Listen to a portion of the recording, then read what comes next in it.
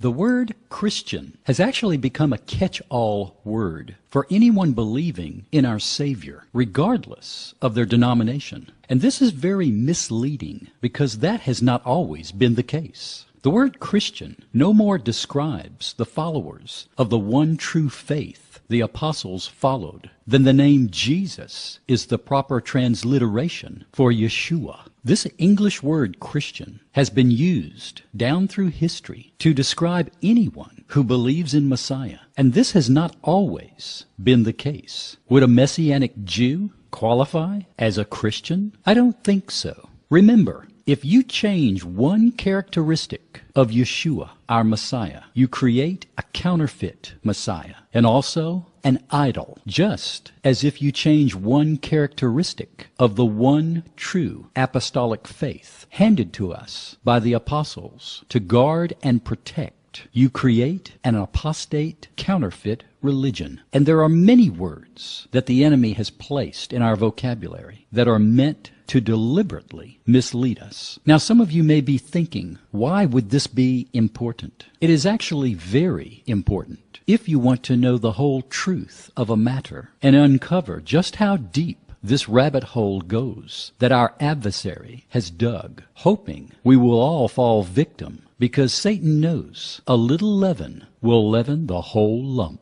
I know we have been led to believe that according to Acts chapter 11, verse 26, that the disciples Barnabas and Paul were first called Christians in Antioch. But you would be wrong if you think they embraced that label. That English word Christian in Greek is Christanios, from the root word Christos, which simply means anointed. It does not mean and is not the equivalent to the Hebrew word Messiah, although Strong's would like you to believe this, because he states in his definition that Christos, i.e., the Messiah. Well, i.e. is Latin for that is. Strong's cannot say Christos is the same as the Hebrew word Messiah. He can only imply that it points to the same meaning. And this is not exactly true, because someone that is anointed or follows someone that is anointed is not necessarily following the Messiah. The reason this is so relevant is because when Paul and Barnabas were called this Greek word Christanios, it was actually a word that had been around for over 1,000 years and was used to describe all Greeks who worshipped and followed after the pagan god Helios, who was believed to be the personification of the sun in ancient Greek history. So they were simply saying to Paul and Barnabas, "You're like us, anointed and good." The apostles never referred to themselves as Christians, but called themselves names such as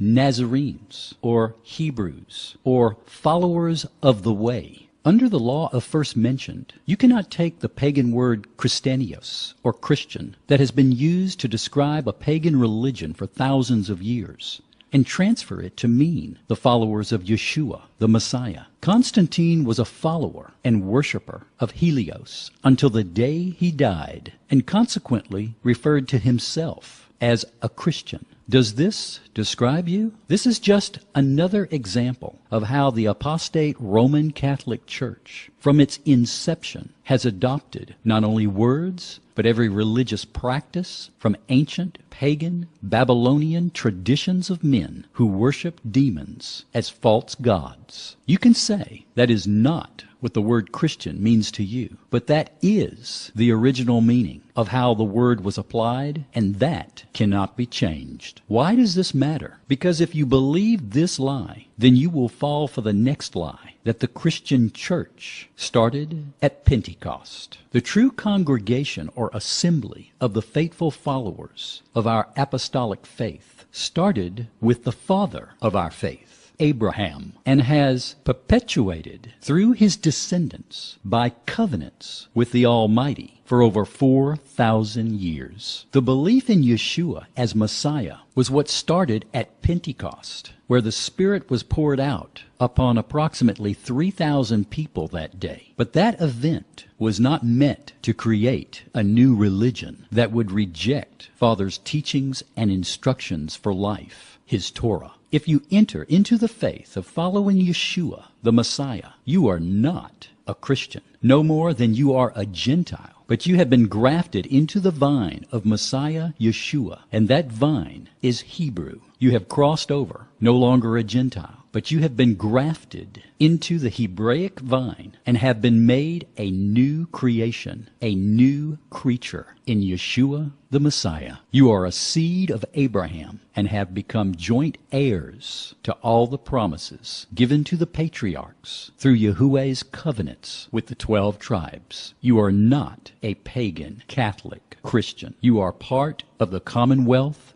of Israel. Christianity is a leavened, apostate, counterfeit, pagan religion created 1,700 years ago by Rome, which came to be called Catholicism. For in the creation of their religion, they didn't even change the pagan Greek name they have called themselves for thousands of years. Yeshua gave us a warning in John 5:43, saying that He came in the Father's name and was rejected, but that another would come in His own name and be received. Could this be the false Christ named Jesus, who Christians today have been taught that because He fulfilled the Torah, this is the reason the old covenants have been done away? Is it any wonder why the Nazarenes rejected Christianity, which led to the holy wars being fought and millions dying in battle as martyrs against Rome? How easily we have forgotten their sacrifices and blood, and in doing so have compromised our faith. Does it matter? I guess that is a question everyone will give an answer to by the way they practice their faith. Paul reminds us in his epistle to the Corinthians to examine ourselves to see if we are truly in the faith that they, the apostles, handed to us. For if we preach, teach, or practice any other faith, according to Paul, we will be cursed and punished. Serving the Almighty and striving to follow His Torah